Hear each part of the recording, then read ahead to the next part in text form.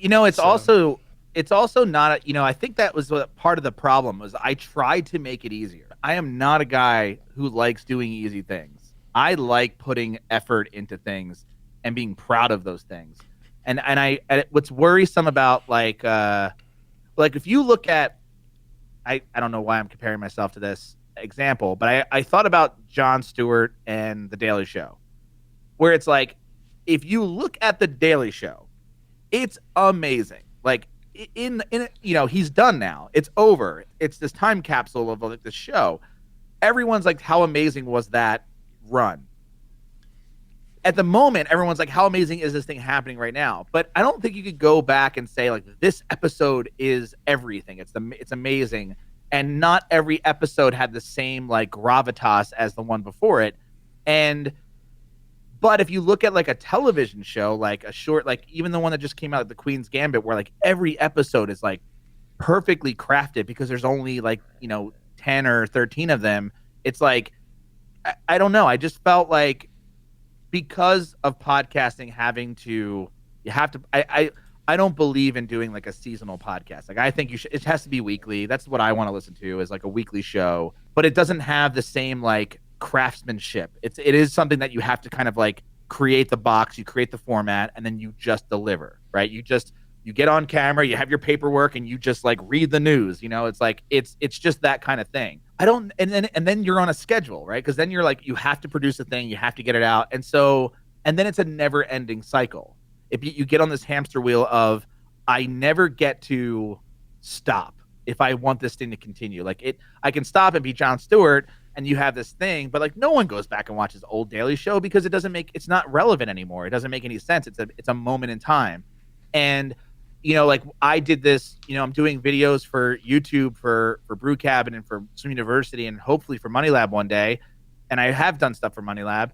I want those pieces to feel timeless. I want to work on something for like 2 weeks and be like, this is a timeless thing that like it's more evergreen. Um, and I don't know. That's just kind of the way I'm thinking about it. And I'm trying to do something different with YouTube, which is I don't want to do a YouTube like every week. I got to put out something because like that's what YouTube demands of you. You look at somebody like Bill Burr, who puts out like History of the World, and it took him a year to make that video, and he wins everything. And that video's got like he's forever like the king of his craft. Like he's just like he gets that. He has that piece that he did, and he doesn't make any money at it, which is crazy. But I think there's a balance. I think you could do a mix of both, and that's what I'm going to attempt with Brew Cabin. We'll see, and it's a little bit what we're doing with Swim University. So right on. And how are you on time? Can we go long today? What's your next yeah, thing? Okay. there So is no next thing. Lifestyle business. this is it. Yeah, we're drinking. So yeah, it could go on. I'll have to call my wife for Yeah, reinforcements. Like, hey, bring me another can here. yeah. So I'm gonna derail a little bit, but I want to come back to a Okay. lot of the stuff that we're talking about. So your new YouTube course. Can you tell us a little bit about it? There's a link in the description. Who's it for, and what can they expect from it? Okay. It's called YouTube for Bloggers, which is a branding thing because my first course was called Asana for Bloggers because it was literally how to use Asana to run a blog. And then I've sort of since I run a blog, I run an authority site, a niche site, whatever you want to call it. This is called YouTube for Bloggers because it's a branding play, but also we sort of tailored it to if you have an authority site and if you have an existing website, not that you need one, but if you do, this is our blueprint for how we built our Swim University channel and how the channel has become a supplement, in some respects, its own arm of Swim University. And you can certainly take the course if you're just thinking about starting a YouTube channel and you have no other online assets. It goes into a lot of the production, the scheduling, the monetization right out of the gate. That's kind of our big thing was if we're going to start a YouTube channel, how do we make money right away and not have to wait to be a part of like an ad network or whatever. So it's our blueprint for how we built the Swim University channel and how we're making really good money with not a lot of subscribers. But again, it's really, and it's actually our biggest course and our longest course, and we try to take a lot of perspectives. You know, if you're just doing YouTube, or you have a blog, or you have like a small blog and you want to start something, I think that it's starting a YouTube channel for Swim University was something I've always wanted to do, and I have done over the years, but never consistently, never like really paid attention to it. But in my heart of hearts of like all the things I wanted to do, we focused a lot on the writing. But at the end of the day, I was like, I want Swim University to have every single article that we publish should have a video attached to it, should have graphics attached to it. Like, it's a multimedia experience being on Swim University.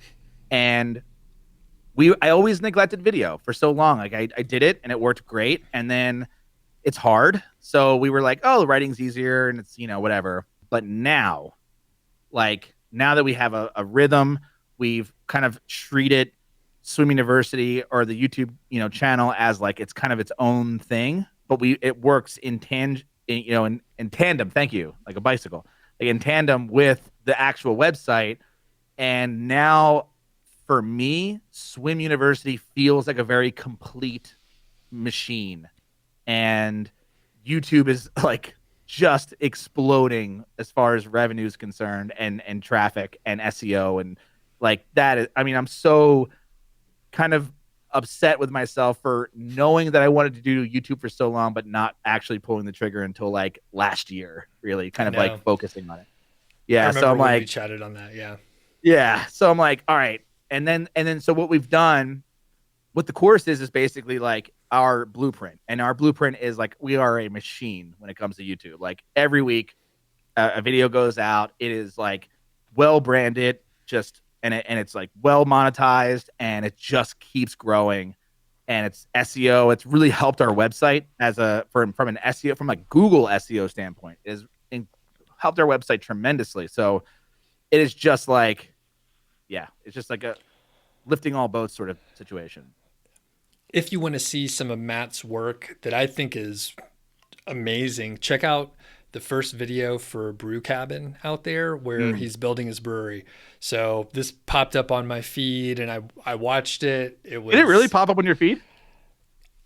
I think I may have been subscribed. I can't remember. Okay. I think it might have, but it's awesome. So you can see his work, and like it's a different style of video than the typical one from Swim University, but it's one that homebrewers will like really appreciate. So one thing, I'm going to open another beer. I finally got the Pilsner here. So nice. Cheers, Matt. One thing I'm going to throw in is a bonus. All right. So if you purchase this is ongoing, by the way. So in the future, if someone watches or hears this, I didn't clear this with Matt, so hopefully you'll approve this. If you buy the course through my affiliate link, and I can, send me the receipt, we'll verify it. Basically, I'll do a 15-minute teardown critique of your channel once you have 10 videos loaded. So I'll watch the videos and give you some feedback. So is that cool, Matt? Is that all right with you? Hell yeah. All right. That's a good idea. Yeah. So bonus, I've done a lot of videos as well. Love YouTube. It's kind of one of my primary focuses. So you mentioned, Matt, like you may be doing a little more Money Lab YouTube as well, or is it kind of... I am trying to figure out what that is. I actually asked my audience and asked, people to kind of give me feedback on what it is that's missing from the online entrepreneur sort of space that I would be like a really like fresh, look into. I don't know what that is, because I mean, a lot of the stuff that I learn is from other like online entrepreneurs, specifically from YouTube, because I am somebody who consumes YouTube more than like any other network. There's all these different styles of video, which is what we talk about in the course, like how to do different types of videos. I don't know what's missing and what I think I would be really good at and what I'd be uniquely good at. I think that's the kind of the thing. It's like, because I can do what, I can do the talking head, I could do the animation, I could do the, like screencast. I can do all that stuff. That's really easy for me, but it doesn't feel unique. It feels like that's what everyone does. So like, why listen to me? Like, why am I, why does that matter? What, with the podcast, I felt we were doing something kind of different, where it was more like, unfortunately, like it hampered its growth, but like the idea that like we're talking inside baseball, and we're not trying to help anybody. We're just trying to talk about our own thing and like what's really going on behind the scenes emotionally and like strategically. And I think that really hurt us in a way because it's like it's not relatable. For YouTube, I've had ideas like people told me I should do like over the shoulder, like just build something and real, and show it, or maybe take a lot of the things that I've built or plan on building. Like I built a course in 7 days and I have a whole article about it. Well, what if there was like a documentary of that, like an actual video version of like how I did it, even if I had to recreate it, falsely, I could still like make something that's a different type of like content that's already been done, but just put it in video format and make it something interesting and entertaining. And that's kind of like what I'm doing with Brew Cabin. So I might, if that works out for me, which so far it has, and even if it doesn't, I kind of like doing it anyway. So Yeah. it's like I'll find my space. Right. And I mean, you hit on a key thing where you have to look at your goals. And I encourage everyone to do this as well. But you can create videos that have like a little more mass appeal that maybe will go a little more viral.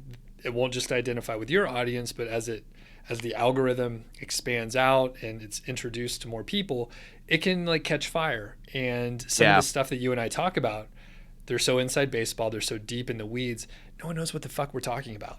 So it's like only for people like us, which is kind of cool because then it like frees you from having to pander to the masses. You could just talk to the people that are like your kind of people. So I think that's what you're trying to do, but it's a tough thing to balance because you see other people growing and you're like, man, that person is not doing as good a content, or we Right. all like judge ourselves so harshly and think we should do more even when we're doing just fine. Right. And I mean that's certainly true, and I still feel that way sometimes. I would like I'm constantly trying to think about my lifestyle. And when people say how good the Brew Cabin video is, like that was a lot of time and effort, and I don't feel the pressure of like having to follow that up because I felt like I put out something that I'm proud of, and I feel good. Like I feel good. It's not making any money, but I feel good about it, and my next piece will be good because I want that same feeling again. And I feel like if I keep chasing that feeling of everything that I put out into the world should feel good, even if it's a how-to article on Swim University, like it should feel like I really tried. I really, really tried. You know, I went beyond what was expected of me, and even if when I used to work, I used to do that all the time. I used to kind of go above and beyond because not because I wanted praise from my boss, but because it made me I could sleep better at night. Because I tried really hard. And even if it failed, like, man, let's go back and look at everything that I did because I feel good about it. As much as the rap album that I did in 30 days failed by all accounts, it's the thing I cite as like the thing I'm most proud of. In my online business life is I took 30 days and I wrote 12 songs and I recorded 12 songs and I made CDs and I make CDs. I made T-shirts and I put out an album. And it was like that exists. It's there. Cool. You can download it. You can listen to it. It's real. It's on Spotify. It just feels very cool. Yeah.